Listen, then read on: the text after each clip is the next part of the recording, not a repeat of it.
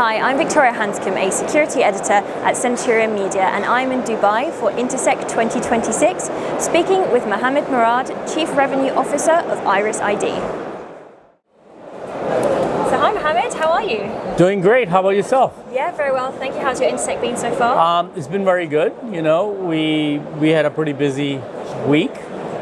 First setup, and then we had a lot of guests and interesting partners looking for identity authentication applications, inclusion of biometrics into their infrastructure. So it's been a great week.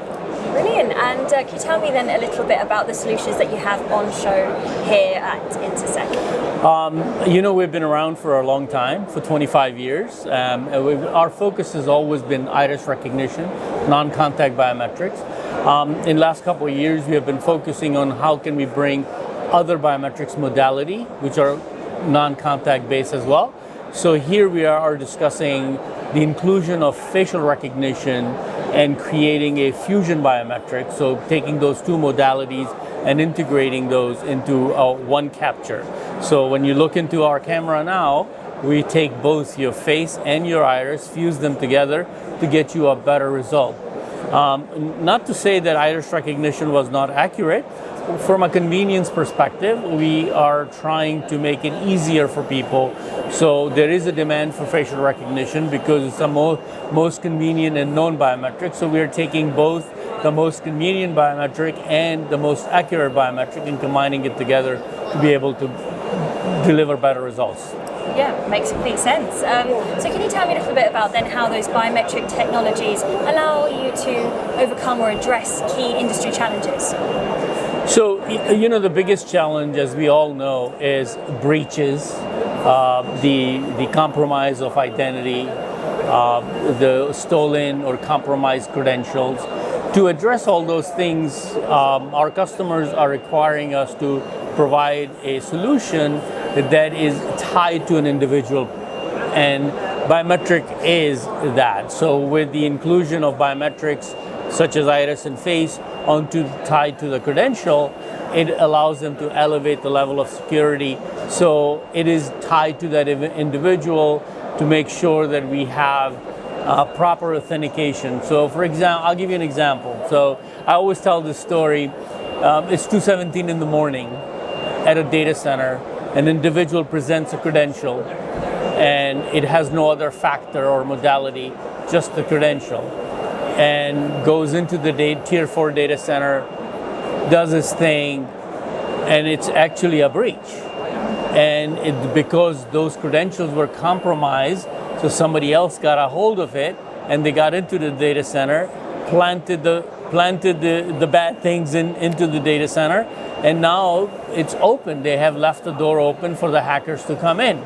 So to avoid all that and create a one trusted identity, inclusion of the biometric onto that credential will never let that happen, because that individual has to be present to be able to identify and gain access to that data center. So that's just one example. You know, other applications that some of our customers are looking in healthcare.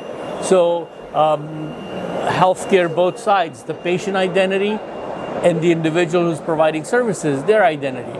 So biometric is a non-contact biometric is a good application for those verticals.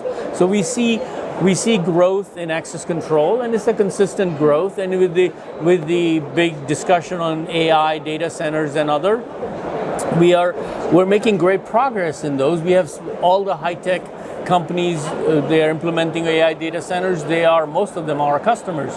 But then other verticals like healthcare, financial sectors, they are starting to they're looking at biometric identity as a key component for their identity applications.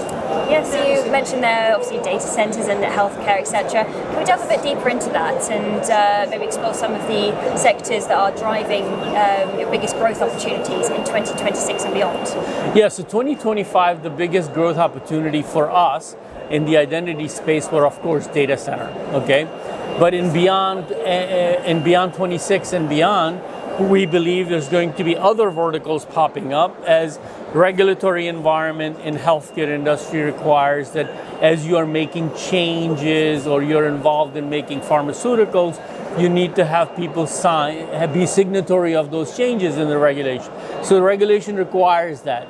So now they are all wearing gloves, they have PPE on, so what would be the best way for them to be able to comply to those regulations is using a non-contact biometric. So we see in many verticals the need for identity authentication, and non-contact biometrics is going to be 26, 27 and beyond. The other areas that we see growth, and we had a couple big projects in 2025, are border crossing applications, where the traffic at the airport and land borders is growing. People are traveling for business or pleasure.